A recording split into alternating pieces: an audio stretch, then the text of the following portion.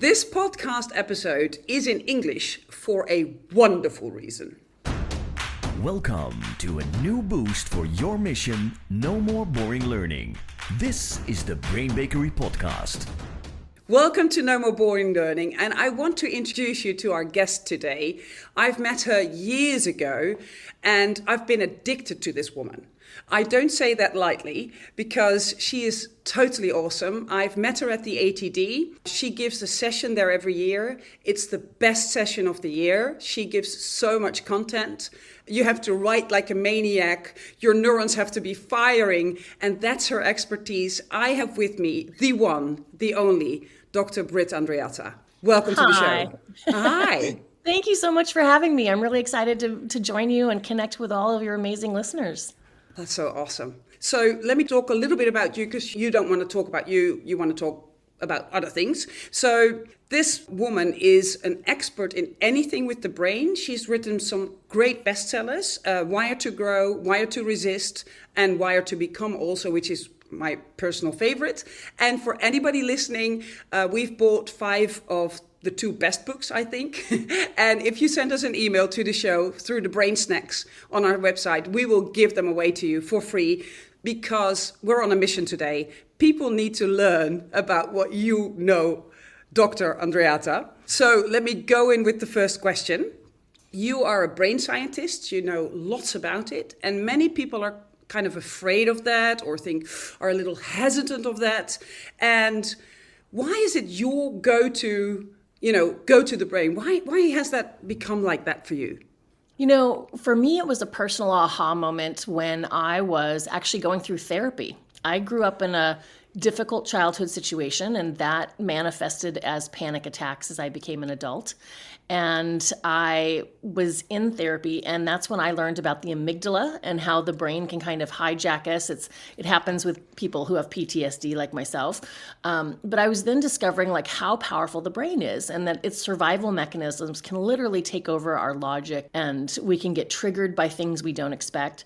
And I already had my PhD. I just want to clarify, my PhD is in education, leadership, and organizations. Good. And I've been certified and working with executive teams. And it was what I was learning in therapy that all of a sudden I would bring some of those snippets into coaching and consulting, and it would all of a sudden unlock people. It would just give them kind of the aha moment that they needed.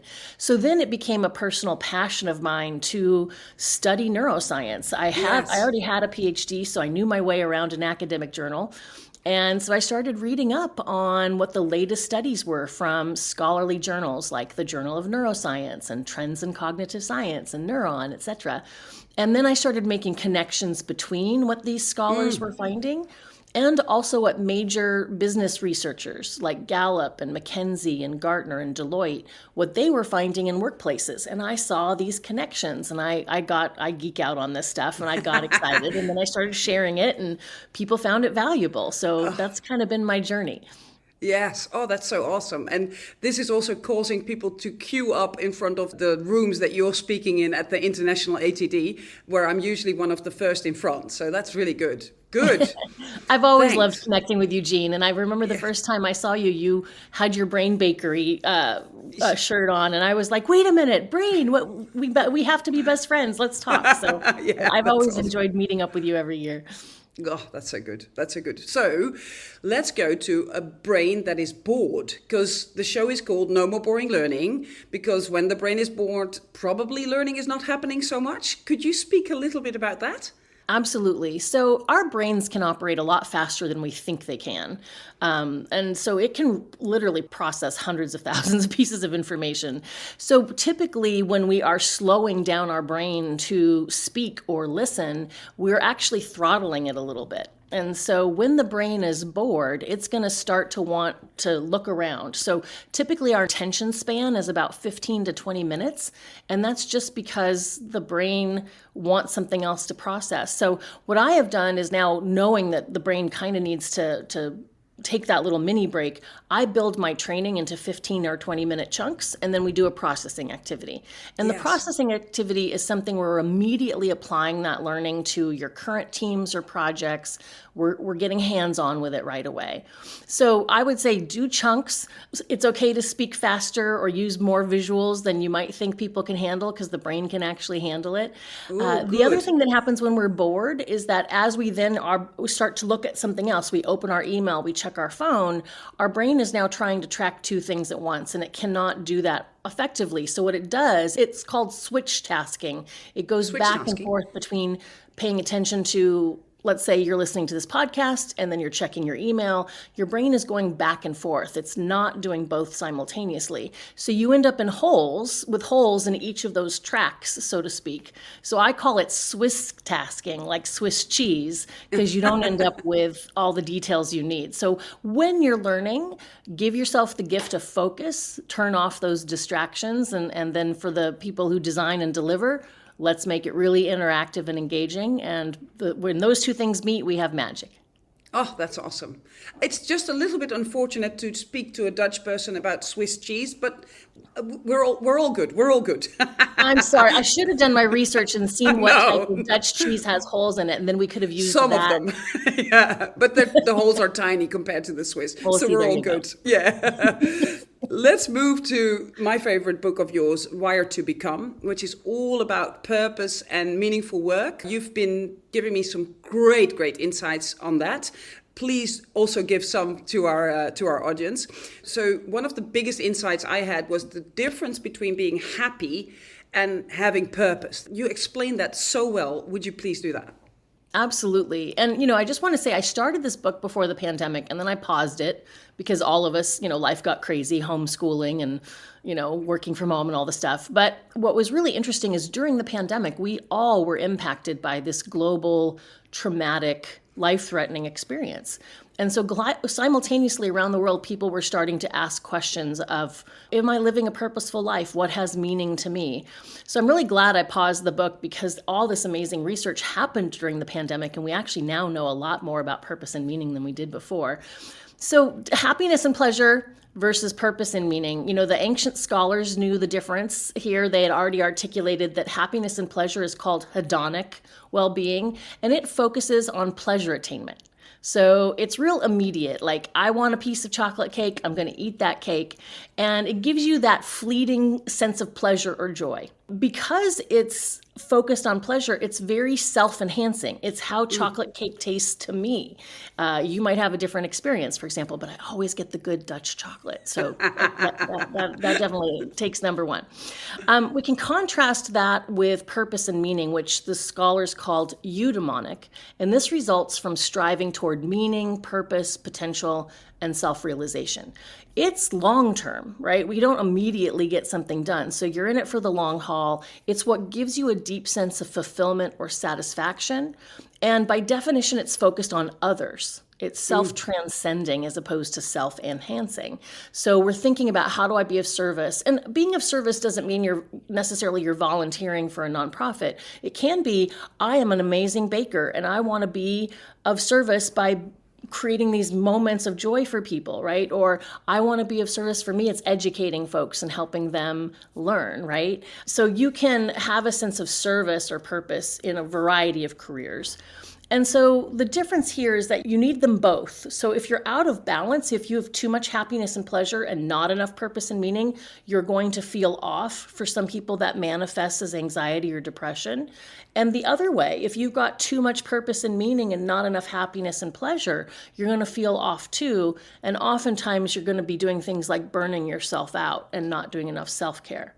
So both are important. What I think is really interesting is neurologically, they're different. So when scholars go to study them, they actually light up different parts of the brain. So we know that neurologically and biologically, we're wired for both, and our brain actually processes them in different regions and different structures of the brain. That's so good. And it's so important to have both. And I've been working with lots of companies who are trying to be more purposeful, some of them even by just paying lots of money to a company to have a great why statement. Some of them, trying to figure it out. Is there some advice that you have for managers who look at the people and think, how can we be more purposeful at work? Is there something you can share around that? Yeah, let me tease that out into two questions. So for Sure. leaders, because that's oftentimes the senior executives who are thinking about being a purpose-driven company, there is a continuum that exists, and I cover it in the book, but we used to have just money-making machines. And then it became clear, we should probably care a little bit because that's what our consumers or our employees want. But oftentimes that was just in doing a little bit around the environment or doing a little bit around social responsibility.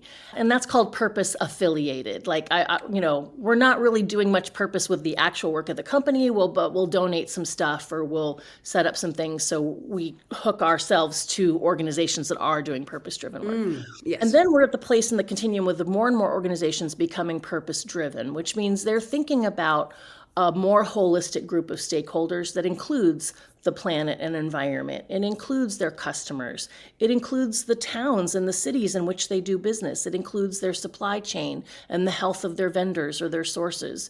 It certainly includes their employees as well as stockholders, right? So it's very holistic.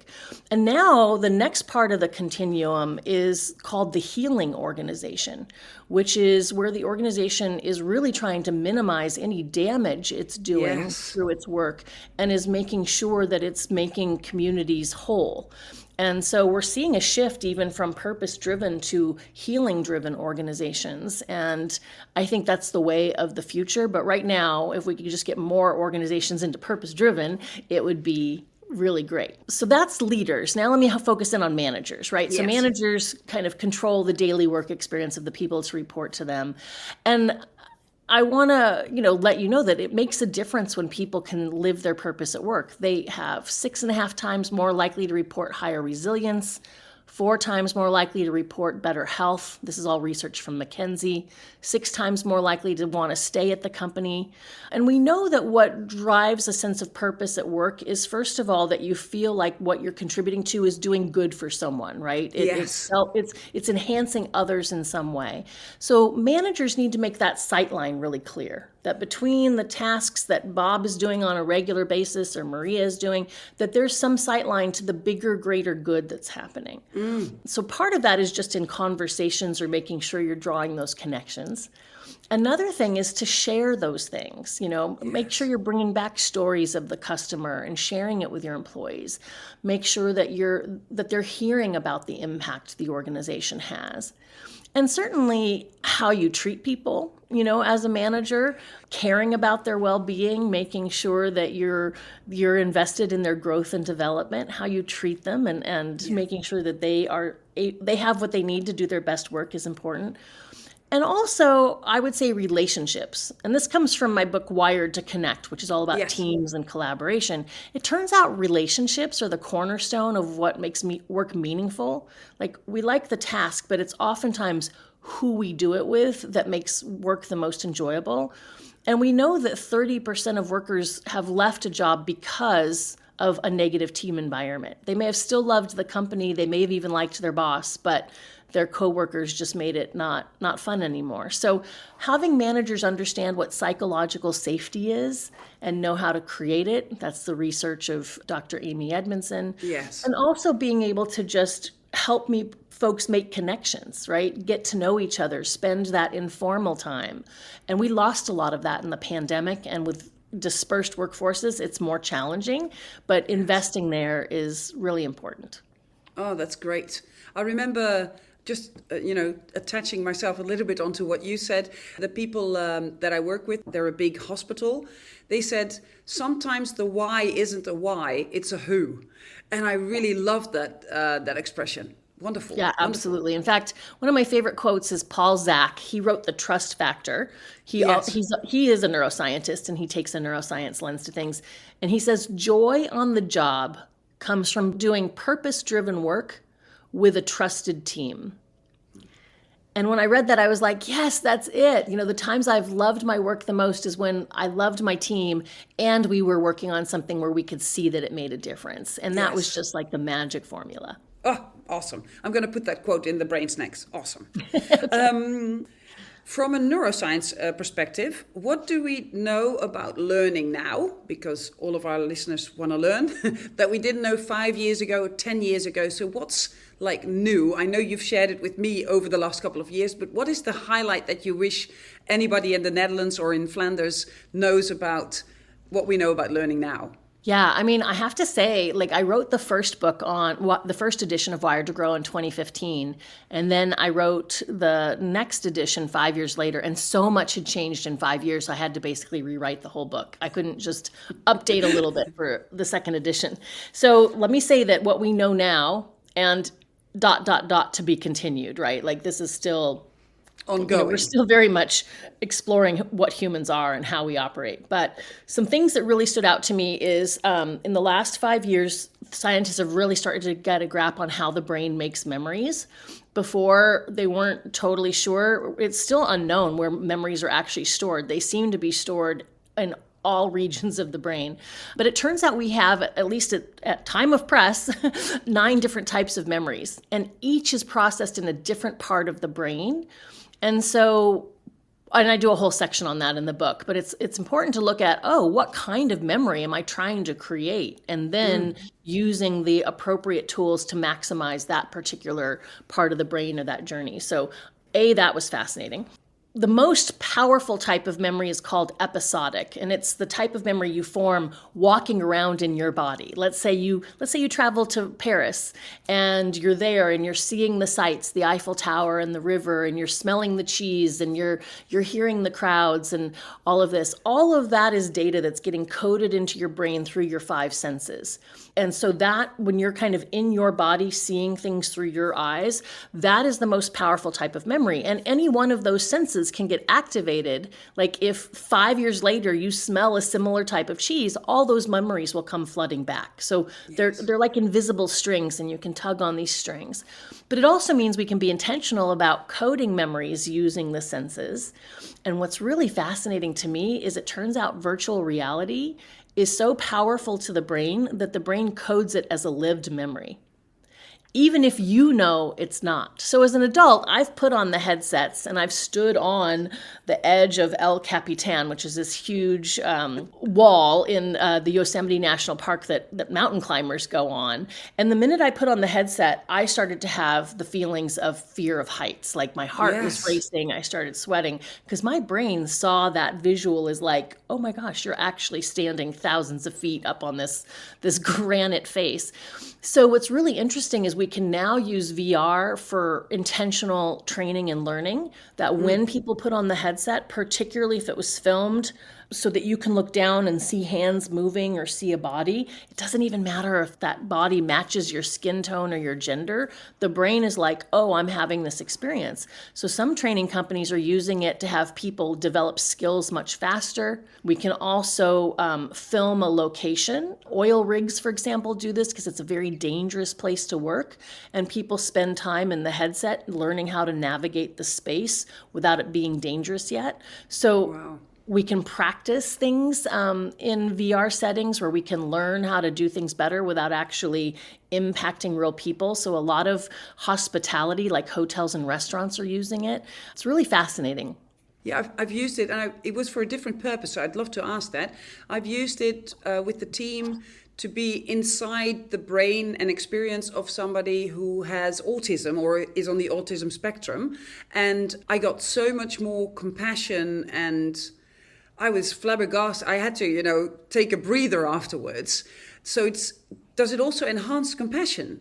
Absolutely. Absolutely. Wow. So we can literally step into the experience of another person and see the world through their eyes, right? And our body can understand that.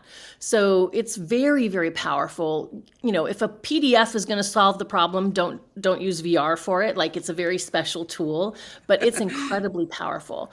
The one warning I would give is that adults know that when they saw something in the headset, that they didn't really do it, even though their brain experiences it as real. Kids cannot distinguish the difference. So kids that are doing things in VR, later you'll be like, did that really happen? And sometimes they're not sure. They don't have the ability to distinguish. So I'd be very careful letting kids play video games, particularly violent games, through a headset, because they're coding that as lived memories. And that's an important warning. Wow. Yeah, it's important. Yeah. Can I give you a couple other brain goodies Please. I love from? Okay.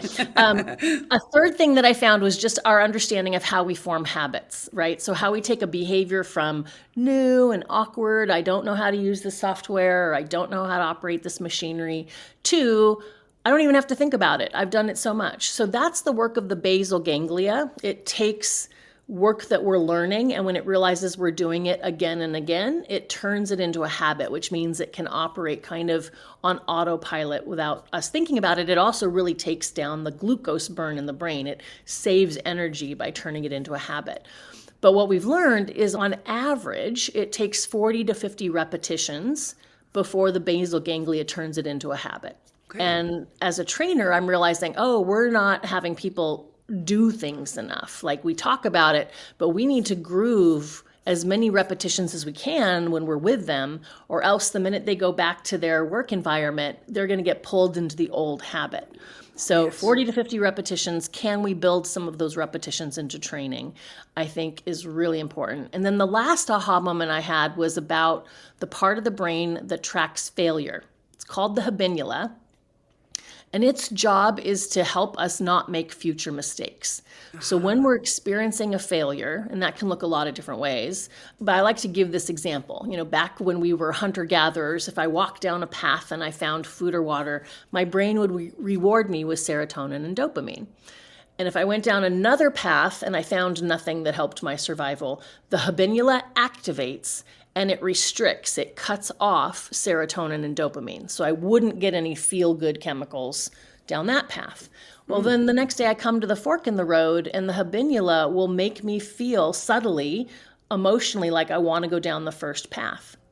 What's really interesting is it can get so strong as to actually suppress your motoneurons, meaning it would be difficult to walk down the wrong path.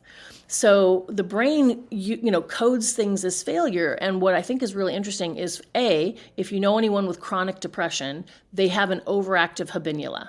They don't get serotonin and dopamine when you might. And if you've ever heard them say, I'm having a hard time getting out of bed, it's not a euphemism. They're literally having a hard time moving their muscles because the motor neurons are suppressed. But in terms of learning, this means that we need to really focus on recognizing effort and progress first, code the serotonin, dopamine, and then correct people, then give the correction. Because if we jump into correction, the brain just hears failure, and people become less willing to try new things. Oh, wow. That is so good. Because you were already mentioning her, Amy Edmondson. She's done a lot of research about the value of failure. So there's a definite connection between the brain and how it stimulates or how it inhibits us once we have that experience of failure. Yes, and it lines perfectly. So she talks a lot about what psychological safety is, right? And her definition is it's confidence that the team will not reject or embarrass you for making a mistake or having a question. Can we just pause and think about what an absolute low bar that is? Confidence that the team will not reject, punish, or embarrass you. I mean, it's a very low bar. That's a very low bar. Right? And so what we're saying is I need to be able to make mistakes and not have kind of this shame and blame come at me. And so she found that teams that have psychological safety, first of all, they just outperform everybody else.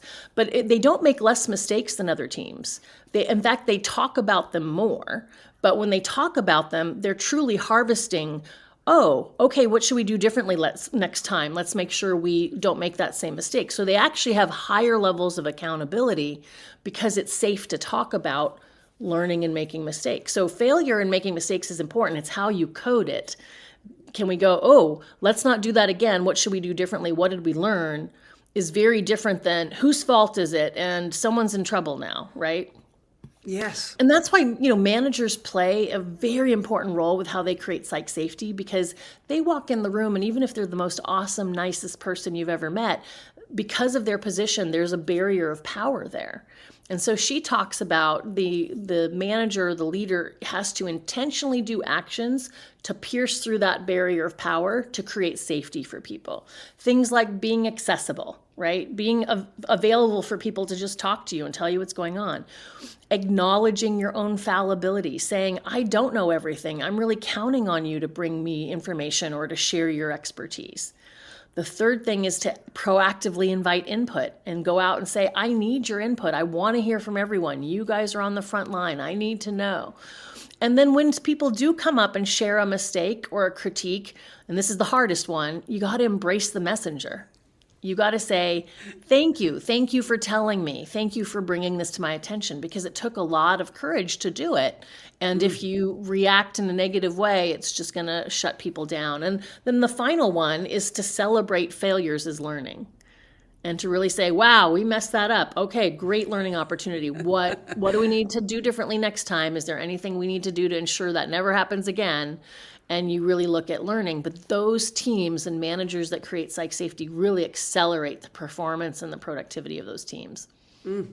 Awesome. I heard from one of my managers when I first started working that he had a little test, and his test was to just walk up to someone and say, just walk with me, let's talk. And then he would look around, see if there was any fear on their face, and then he would know, oh, wait, I'm messing up. I'm not connected enough. Because if I ask somebody to walk with me and I see a little bit of hesitation or brace for impact, I'm not doing the right thing. But that's an even lower bar, I think. Well, and I think what's great about that person is they were tuning into, you don't make it to adulthood without having some fear of people in authority, right? Like getting in trouble with mom and dad, getting in trouble with the teacher, the principal. We all come to adulthood with some fear of that. And then depending on early bosses, it gets made even worse. And so, he was not only checking into like, do I have a good relationship, but like, how scarred is this person from all the previous things they've been through, right? Yeah. All right. So let's move on to mindfulness and personal development. I must admit that I had a little bit of a relationship thinking about people who are very much into mindfulness that I was like, that's not needed for me. I'm full of purpose. But you've opened my eyes on that. Would you speak a little bit about some of the benefits of mindfulness and how we can also look at it, even if it might be a little distant from us? Yeah. And again, this is one of the things that I learned through my personal life and then started studying the science of it and was blown away. So mindfulness, it turns out, our body is built for it, and our brain really responds to mindfulness. Mindfulness can be a range of activities. So it can certainly be meditation, right? And that can be as short as 5 minutes using an app to, sitting for a half hour through a guided meditation or whatever. So there's lots of paths to entry with this. Yeah. Mindfulness can also be washing the dishes and just staying really present to the current moment. So mindfulness is really about being here now. But here's the trick. No human can actually do that. So when you're trying to be here now, the brain will start to go, oh, that birthday, and I got to do the dishes, and oh, the dog, and blah, blah, blah, blah, blah. That's the brain. It's going to do it. And so mindfulness is just going, oops, let me come back to feeling the water and feeling the soap or listening to the meditation and breathing. And you're there, you're in your body, you're present for a few seconds, and then the brain goes off again. And so it's important to know that when you're practicing mindfulness, you are not failing when your brain goes and does that. You are succeeding the second you notice and you bring it back to the present moment. So that's all mindfulness is. And then the more we do that, the more we go, oh, and then come back, we can hang out in that focused place longer. That will extend. But more than anything, we're training ourselves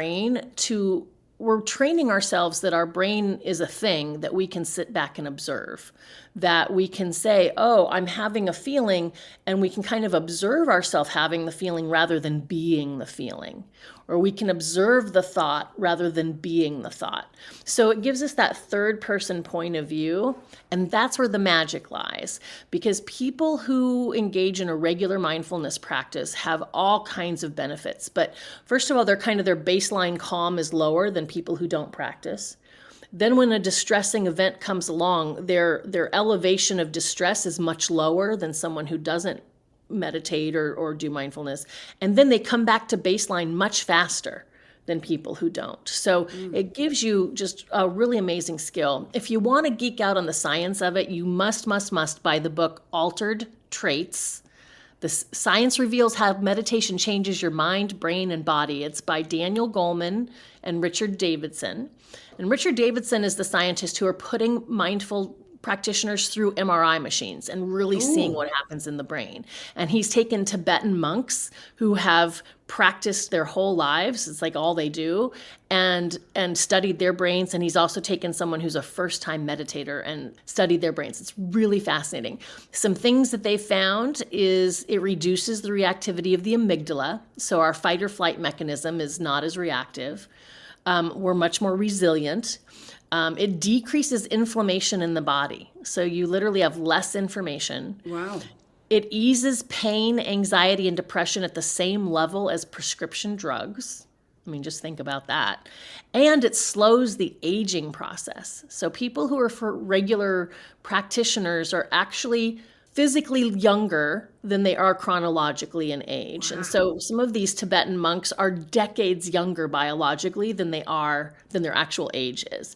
So, you know, if you haven't started playing with mindfulness, I encourage you to do it. You can get apps on your phone, and as little as 5 or 10 minutes a day is a game changer. So you don't have to sit for hours. It's just really about embracing a practice. A practice can be walking, a practice can be doing yoga, it can be a lot of different things. Journaling, yeah, absolutely. All yeah, of wonderful. it, yeah. Yeah, awesome. Oh, very good to hear the science behind it. Awesome. So let's go to you personally, because of course we're going to see each other hopefully in Washington at the ATD. Yes, I will be there. Very good. What are you most excited about right now? What are you working on? Is there anything you can share with us? Absolutely. So I just finished building my training for executives and managers on really creating more innovation in an organization. And it's really about boosting creative thinking and innovation practices in an organization. So I just put the bow on that. I've been doing that with a lot of teams. So that's kind of now available for folks who want to roll out that kind of training. I'm currently working on the next edition of the Change book. So the book about change is called Wired to Resist. Yes. And that's going to be published in time for ATD. That's going to be my new release at ATD. So I'm really excited. The research that I'm digging into is super fascinating.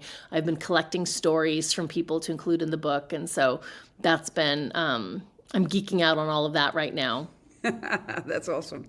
And, our company has just finished kind of building out some training. We really believe in bringing a science-based approach so people can come to us and get certified in our training. And we've got one on change and one on psych safety and teams and one on innovation. And then we also have a holistic set where we can take managers or senior executives through a series where all the sessions fit nicely together and create a really strong holistic skill set for leading organizations. And so we've been really having a lot of fun working with our clients on that. So those are kind of the three work things. And then personally, my daughter's graduating from high school, so we're looking at colleges, and she's getting ready to launch in the world. And I'm so proud of her and excited for her. And so we're kind of in that part of the journey right now too. Oh, that is awesome. Great.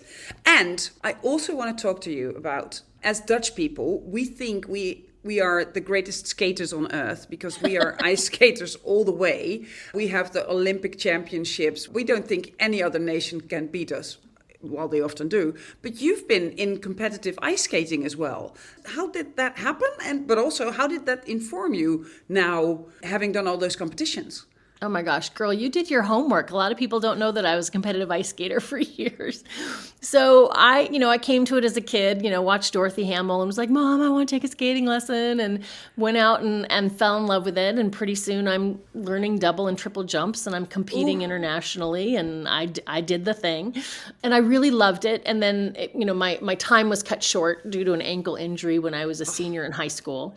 So things work out as they're supposed to. But I really learned a lot. I mean, at the time, you're just in it, right? You're trying to get better. You're trying to improve your craft through the lens of a kid's mind.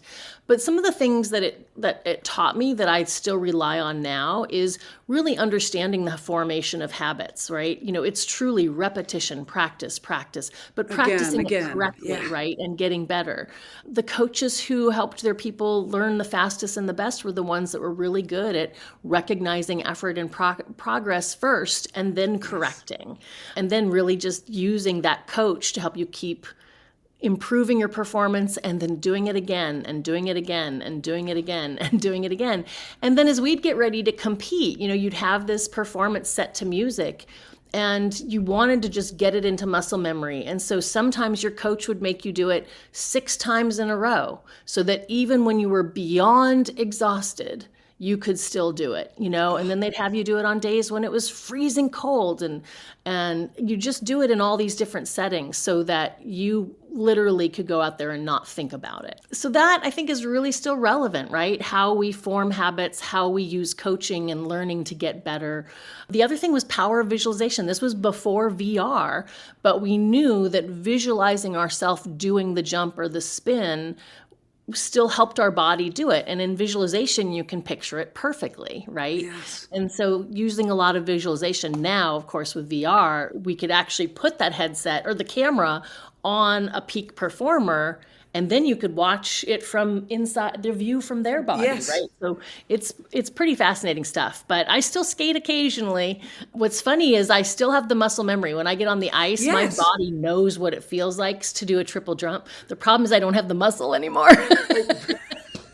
So I'm back to single jumps and spins and stuff, but I can still feel it in my body. Oh, I can wow. still Oh, feel what wow. it's like to have done it. Oh, and maybe even if a certain type of music comes on, your body might go, know this one, let's do it.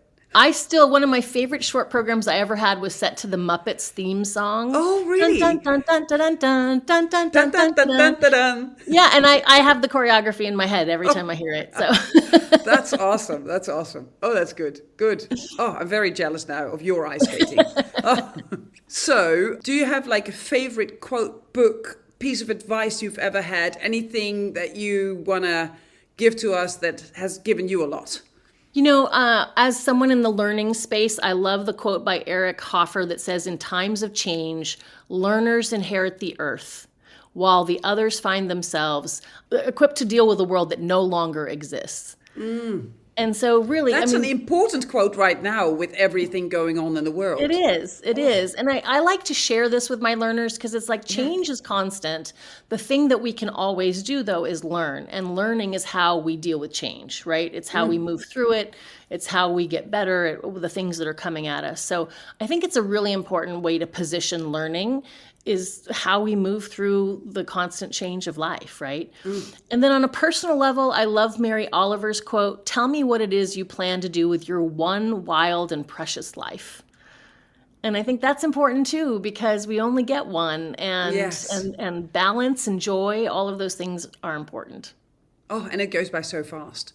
My goodness. Yes, it does. Yes. Well, I have so much more new information. I think anybody listening has stopped doing anything and just been focused on this. So I'd really like to thank you. But also, how do people get in touch with you, find out more about you, except for emailing us and getting your book?